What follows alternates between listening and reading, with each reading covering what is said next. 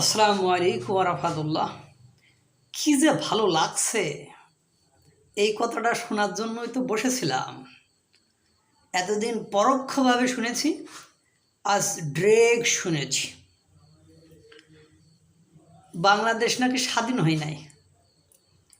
বাংলাদেশ ভারতের চক্রান্তে পাকিস্তান থেকে আলাদা হয়েছিল এবং 5ই আগস্টের পরে পাকিস্তানের এক নেতা তো বলেই দিয়েছে, আমরা আমাদের হারানো ভাইকে ফেরত পেয়েছি। তা হারানো ভাই তো বিচ্ছিন্ন হয় না, ও তো ভাই ভাই।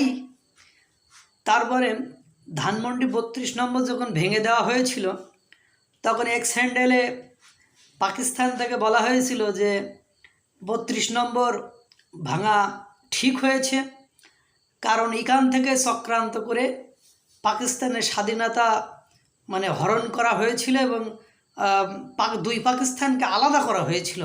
ভারতের সাথে এই বসেই চক্রান্ত করা হয়েছিল। এর এই জানুয়ারিতে পাকিস্তানের মঞ্জুর আহমেদ ম্যাঙ্গেল ইনি ঘুরে গিয়েছেন।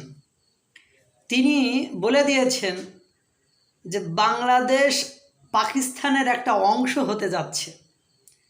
কিছুদিন আগে যিনি ঘুরে গিয়েছেন তিনি বলছেন বাংলাদেশ পাকিস্তানের একটি অংশ হতে যাচ্ছে।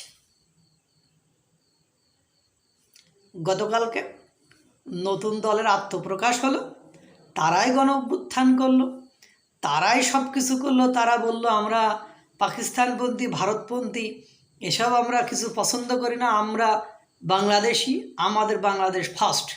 অথচ এই বাংলাদেশকে পাকিস্তানের মঞ্জুর আহমেদ ম্যাঙ্গেল, তিনি তত্ত্বাবধায়ক সরকারের একটা বড় পোস্টে ছিলেন, কিছুদিন আগে বাংলাদেশ থেকে ঘুরে গিয়েছেন।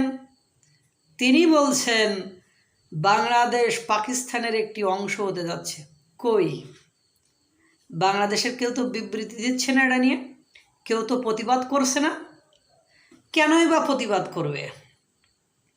বাংলাদেশে বসেই বাংলাদেশের মানুষরাই বাংলাদেশের স্বাধীনতাকে স্বীকার করে না।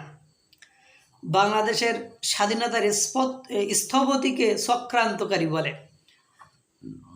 বাংলাদেশে বসেই একজন লেখক লেখে যে এদেশের মুসলমানরা যারা স্বাধীনতা যুদ্ধে অংশগ্রহণ করেছিল তারা ভুল করেছে, তারা ভুল করেছে, তারা স্বাধীনতা অংশগ্রহণ করাটাই তাদের ভুল।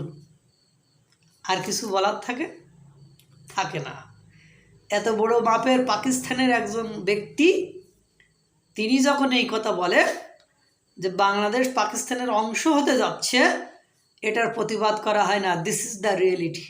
ভারতের আগ্রাসন থেকে বাঁচতে চাই, আমরা তো পাকিস্তানের অংশ হয়ে যাই। আহা, কি ভালো লাগলো। এই দিনটাই তো দেখার অপেক্ষায় ছিলাম, এই বিষয়টাই তো শোনার অপেক্ষায় ছিলাম। 30 লক্ষ মানুষের রক্তক্ষয়ী যুদ্ধের কি হলো? It is nothing but A plot. এটা চক্রান্ত ছাড়া আর কিছুই নয়। আল্লাহ তাআলা সকলকে ভালো রাখুক, সুস্থ রাখুক, আরও দিন দেখার জন্য আমাদেরকে বাঁচিয়ে রাখুক। আসসালামু আলাইকুম ওয়া রাহমাতুল্লাহ।